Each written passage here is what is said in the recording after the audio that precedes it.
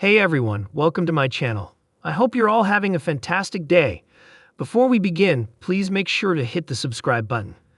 The news of Rob Reiner's death moved through Hollywood like a long, lone note, quiet at first, then resonant everywhere. It wasn't the kind of loss that exploded into chaos. It was the kind that settled into people's bones. Directors paused mid-sentence. Actors remembered lines they hadn't spoken in decades.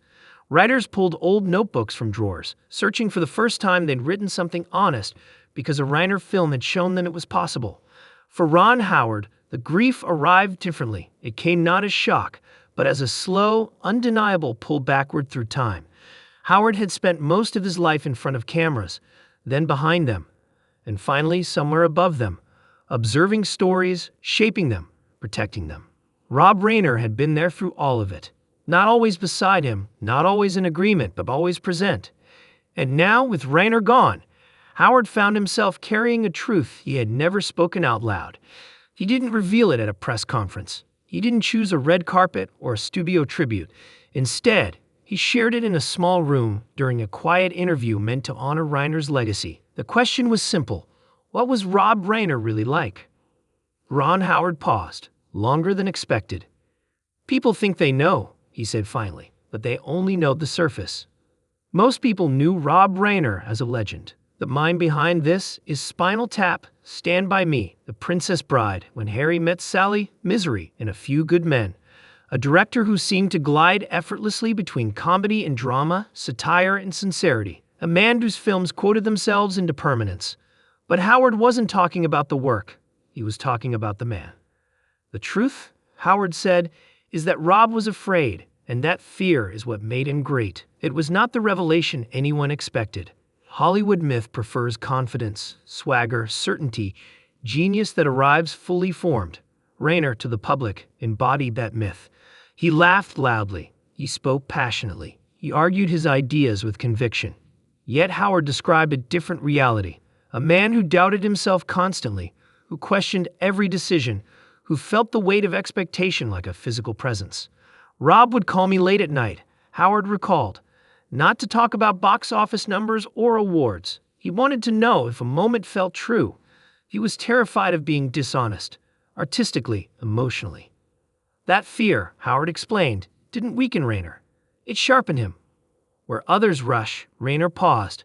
Where others polish scenes into perfection, Reiner left in the cracks. He believed audiences didn't connect to stories because they were flawless, but because they were vulnerable. And vulnerability, for Reiner, was never theoretical. It was personal. Ron Howard shared something he had never said publicly. Rob Reiner often felt trapped by his own success. After a while, Howard said, Rob worried he was repeating himself.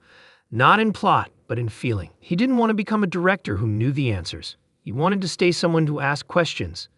That was the truth Howard had kept quiet, out of respect, perhaps, or loyalty. Reiner never wanted his uncertainty mistaken for weakness.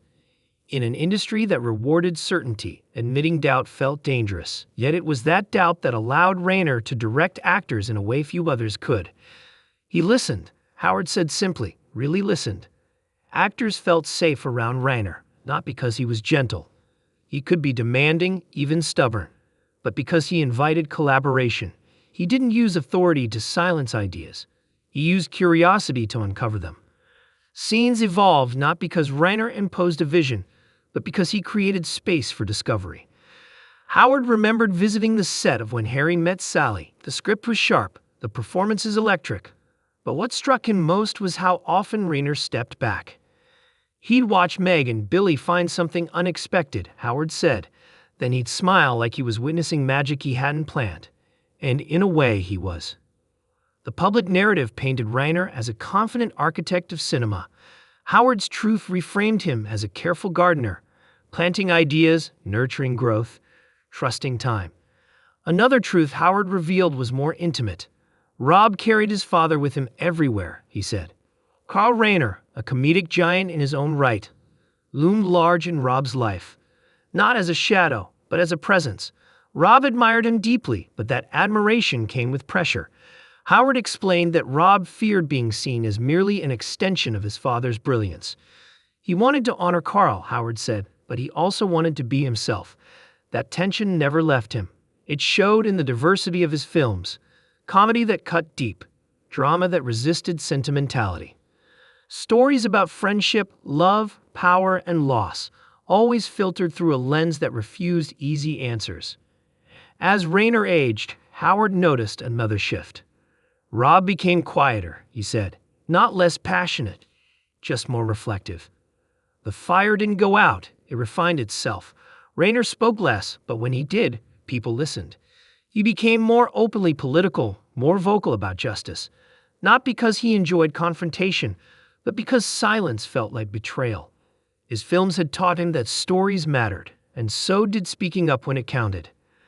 Howard admitted that in their later years, they talked less about movies and more about meaning. He asked me once, Howard said, if the work outlasts the person or if it just becomes a shadow without them. At the time, Howard didn't know how to answer. Now, after Reiner's death, he did. The truth is, Howard said quietly, Rob didn't just leave movies behind. He left permission. Permission to mix humor with pain, to take popular art seriously, to believe that sincerity wasn't weakness. That was the truth Howard finally revealed, not a scandal, not a secret, but something deeper and rarer. Rob Reiner wasn't fearless. He wasn't effortless. He wasn't always sure. He was human, and that humanity shaped everything he touched.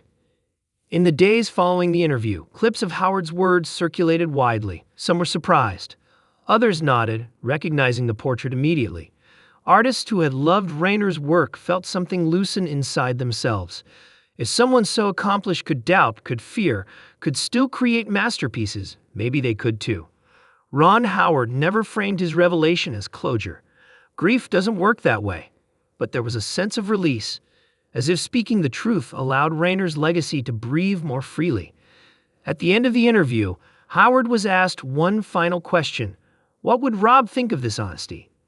Howard smiled, eyes damp. He'd probably argue with me, he said. Tell me I'm overthinking it. Then he'd thank me for caring enough to say it out loud. And somewhere in that imagined moment, Rob Reiner would laugh. Not loudly, not performatively, but with the quiet satisfaction of someone finally seen for who he truly was. And after that imagined laugh faded, Ron Howard found himself sitting alone with the strange calm that follows truth once it has been spoken. Not relief exactly, more like alignment. As if something that had been slightly out of place for years had finally settled where it belonged. In the weeks that followed, Howard noticed how often Rob Reiner's name came up in conversations that had nothing to do with him. A young director mentioned Stand By Me while talking about childhood. A screenwriter referenced A Few Good Men during an argument about moral clarity. An actor recalled a single line from The Princess Bride as if it were advice passed down from an old friend. Reiner had become part of the language people used to understand their own lives. That, Howard realized, was another truth worth telling. Rob didn't just make movies, he said later to a close friend. He made emotional reference points. People measured moments against his work. Howard began revisiting Reiner's films, not as a colleague this time, but as an audience member. He watched them slowly, without multitasking, without analysis. What struck him most wasn't the dialogue or structure, the patience. Reiner trusted scenes to breathe. He trusted audiences to feel without being instructed how. That trust, Howard now understood, came from Reiner's own longing to be trusted, to be accepted not as a legend, not as Carl Reiner's son, not as a political voice, but as a storyteller still searching. Howard remembered something Reiner once said years ago, over a quiet dinner after an awards ceremony. Neither of them had won. I'm scared of the day I stop being nervous, Reiner had said, because that's the day I'll stop listening. At the time, Howard had laughed it off. Now the line returned with weight. In public tributes after Reiner's passing, people spoke of brilliance, influence, cultural impact. Howard didn't contradict any of it, but privately, when younger filmmakers asked him what they should really learn from Rob Reiner, his answer was always the same. Care more than is comfortable, he said, and don't hide the fact that you care. That was the legacy Reiner never advertised. He never branded vulnerability as a philosophy. He simply practiced it, quietly, imperfectly, persistently. Howard also noticed something else. something subtle but profound. In telling the truth about Reiner, he had given himself permission to admit doubt, permission to say that confidence is often performance, and courage is often trembling hands that keep working anyway. Grief, he learned, doesn't just take, sometimes it clarifies. On the anniversary of Reiner's death, a small private gathering took place. No cameras, no speeches, just friends, collaborators, family. Someone played a clip from The Princess Bride. Laughter filled the room, not nostalgia-driven, but genuine. The kind of laughter that lives. Ron Howard watched quietly, then spoke only once. Rob believes stories were how people tell each other the truth without feeling attacked, he said. That's why his films last. They don't lecture, they invite. As the evening ended, Howard stepped outside alone. The world felt unchanged, cars passing, lights glowing. But something inside him felt lighter. The truth he had carried no longer felt like a burden.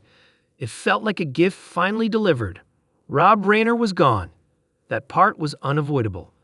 But the fear that once drove him, the doubt that shaped him, the honesty that defined him, that remained, not frozen in film reels or awards, but alive in every creator who chose sincerity over safety.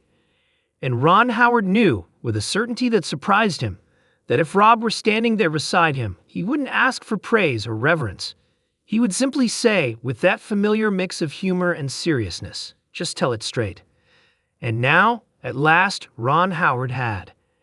And telling it straight, Ron Howard discovered, did not end the story, it widened it.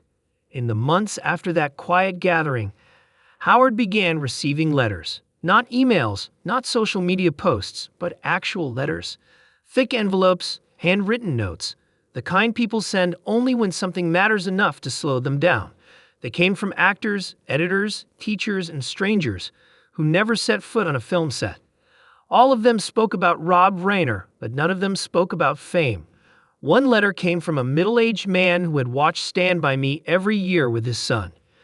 Your words helped me explain to my boy why growing up hurts, the man wrote. Rob gave us that language first. You reminded us why it mattered. Howard realized then that truth, once released, doesn't stay contained. It moves. It finds places to land. He began to think more deeply about the moments he and Reiner never filmed, never recorded, the pauses between conversations, the long silences on phone calls, when neither of them rushed to fill the space. Those were the moments that revealed who Reiner really was, not the punchlines, not the political arguments, but the listening. Rob Reiner listened like someone afraid of missing something important. Howard remembered one afternoon years earlier when he had been struggling with a project that felt hollow, no matter how much he refined it. He hadn't asked Reiner for advice directly. He had only mentioned, in passing, that something felt off. Reiner didn't offer solutions. He didn't analyze structure or pacing. He simply said, "What are you avoiding?" The question had stayed with Howard longer than any technical note ever had. That, too, was part of the truth Howard finally understood after Reiner's death. Rob had a way of seeing past craft and straight into intention. He believed stories failed not because they were poorly made, but because they were emotionally evasive. As Howard revisited his own career through that lens, he recognized Reiner's fingerprints in places he hadn't noticed before, not in style, but in courage.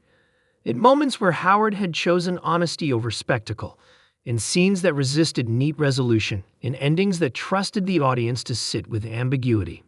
Rob Reiner hadn't taught him how to direct. He had taught him why. Time passed, as it always does, quietly reshaping grief into something more livable. Reiner's name still surfaced in interviews, still appeared in retrospectives, but Howard noticed the tone changing. Less myth-making, more understanding. People began speaking about Reiner not just as a great filmmaker, but as a man who allowed sincerity to survive in an industry that often treats it as naive. One evening, long after the noise had faded, Howard screamed when Harry met Sally alone. He watched the final scene, the confession, the vulnerability, the unguarded admission of love. This time he saw it differently. It wasn't about romance. It was about risk. Rob Reiner had built an entire career on the belief that emotional risk was worth taking, even if it made you look foolish, even if it made you doubt yourself, even if it failed, especially if it failed. Howard smiled to himself, imagining Reiner shrugging off the observation. "You're reading too much into it," Rob would say. But Howard knew better now. Reiner always hid the deepest truths inside the simplest moments. That was his gift. As the screen went dark, Howard sat for a while without moving. He felt no dramatic closure, no cinematic ending, just a steady sense of gratitude. Some people leave behind instructions. Others leave behind permission. Rob Reiner left behind permission to care, to doubt, to speak plainly, to trust that the audiences could handle honesty without spectacle. And Ron Howard, carrying that truth forward, understood that revealing it wasn't an ending at all. It was the quiet continuation of a conversation Rob Reiner had started long ago and trusted others to finish.